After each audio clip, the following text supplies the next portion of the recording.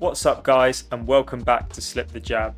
Today I want to talk about the boxing news that has happened over the last weekend and also at the very start of this week on Monday. This is the 15th of January today. First thing that I wanted to talk about is the Beterbiev versus Smith fight that happened over the weekend. This was for a unified light heavyweight championship, 3 belts of the 4 on the line. The other, of course, sitting with Beterbiev currently. This was a 7th round knockout win for Berterbiev. Really solid performance from him. He's a very high level operator, and those belts aren't going anywhere anytime soon. Callum Smith, I thought, put in a good performance overall, but it just wasn't in the same class as Beterbiev. Unfortunately for Callum, it's a difficult bouncing back from being the guy who couldn't quite beat the guy. It's happened before to him with the Canelo fight and now again with Beterbiev, but he should hold his head high. He did his best. I thought he had some good moments in the fight. I'll get into that in a second. Coming into this fight, Beterbiev was a 19-0 with 19 knockouts, which might not seem like the most stacked record for someone of his age, but he had a long amateur career, and now being a 20 fights 20 KO record is very impressive. He's shown that he's still got it at 38 years old. But yeah, coming into this fight at 19-0, he was the favourite. I backed him to win this one. I'm not surprised by the outcome of the fight.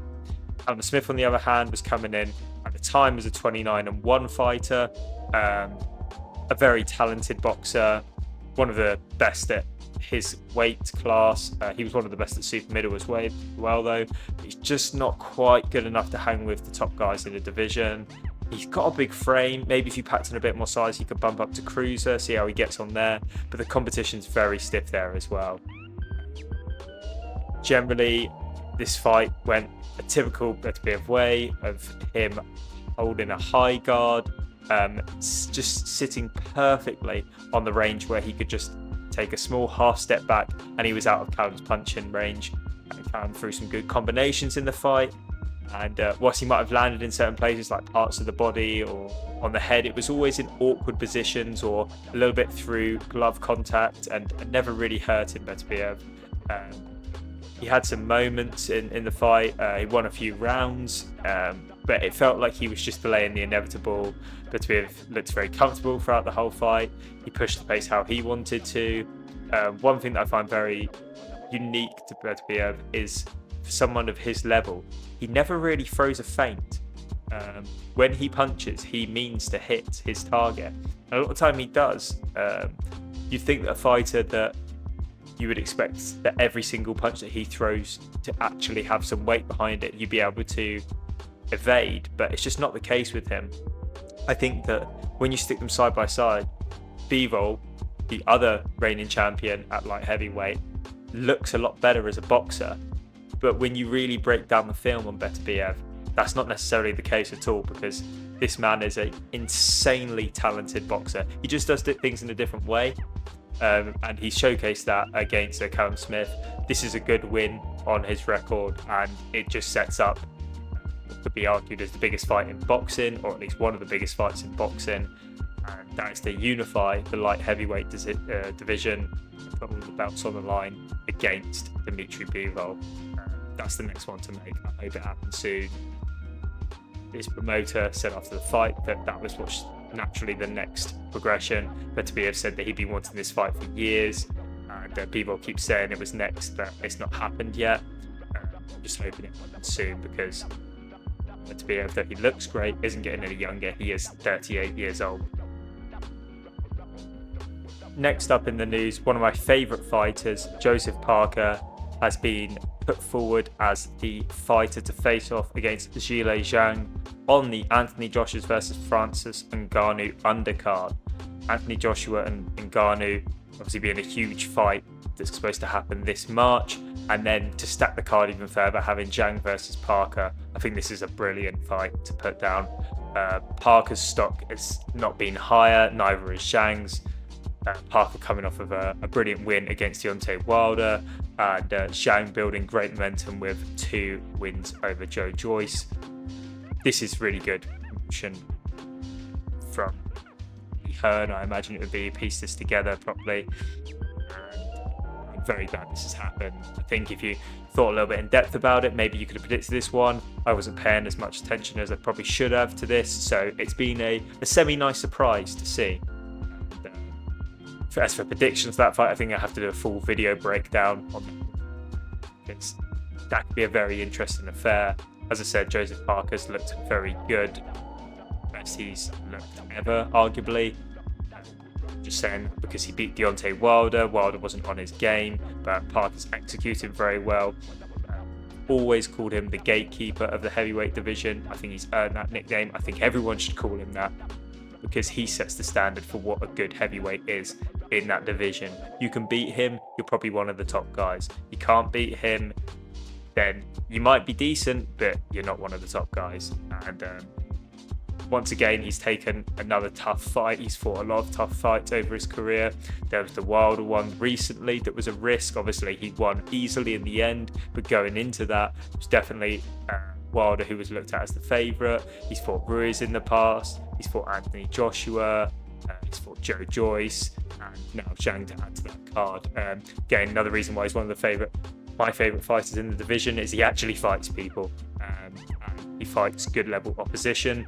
I am a big fan of Zhang's character and the love that he's received over the last few months, so it's difficult to pick between these two from a fan perspective. I have to have a little bit more thought into who I'd really want to win that one, but yeah, very interesting matchup. I look forward to catching that. And speaking of big fight matchups, we have Lomachenko set to come back and fight against George Kambosos Jr. Lomachenko, unfortunately, coming off that loss to Devin Haney, where he put in a very good performance and a good account of himself. Some controversy around that. Arguably, I think it was a fairly even fight, and I don't blame the judges at all for giving it to Haney necessarily. George Kambosos Jr., on the other hand, coming off of a win against Maxi Hughes, didn't look as impressive. Obviously famed for taking those belts at one point, but never really shown to be quite as good as who are considered to be the top guys in and around that weight division. This is a good opportunity for him to prove himself, to show that he is one of those guys. But for Lomachenko, this should be another notch on his belt. Fight that's exciting enough to be challenging, but something that he should be able to win. But who knows, maybe Kambosos will put in a performance that was like that of the one that won him the titles and surprise everyone. We'll have to see. The final talking point that I want to talk about is Jay Opetaia versus Mairis Briedis 2 happening. So supposedly this is going to feature on the Fury Usyk undercard, which is due on the 17th of February. I still don't believe that fight is happening until those two are in the ring. Now at least I'll look at this as the potential headline takeover, or I guess Usyk fighting a step in instead of Fury. But less on that, more on this matchup. He previously earned a unanimous decision victory over Briedis in their first fight. This was a really, really brutal affair with Jay getting his jaw broken early on, but then coming back from that happening to win the fight overall. By this point, we know Maurice's pedigree is incredible. He is one of the best fighters ever. He gave Usyk a really tough fight. 39 years old, I wouldn't put it past him to give Jay another really tough performance. Jay, though, is on top of his game. Had a quick fight on the undercard of the AJ versus Wallin and Wilder versus Parker co-headline on the Day of Reckoning. But he put in a solid performance. He's at the top of his game. He looks great at cruiserweight. I'm still looking forward to see a rematch of these two because the last fight was so close. The only difference being though is how much has that taken out of Maurice, because he put in such a good fight, but he's 39 years old now, and that fight happened in the summer of 2022, so a year and a half removed from when that happened. So there'll be questions asked about his age and whether he's still got it. I think he can turn back the clock and put in a good performance, but Jay's looking near unbeatable with just his toughness, tenacity, and general boxing approach at the moment. And that's everything that I wanted to discuss. Give me a shout if you got any other thoughts on any of these upcoming fights. It's shaping up to be a decent, at least first quarter of the year for boxing, provided that everything goes ahead. This has been Flip the Jab. Thanks for watching and take it easy.